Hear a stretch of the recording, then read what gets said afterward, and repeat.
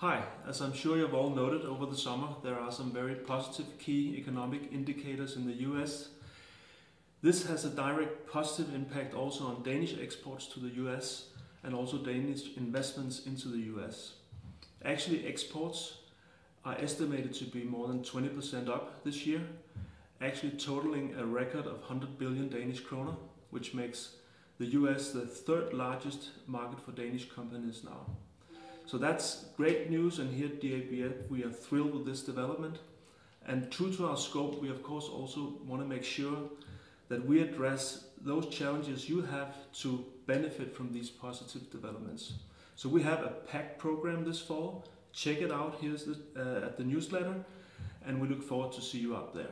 Thanks.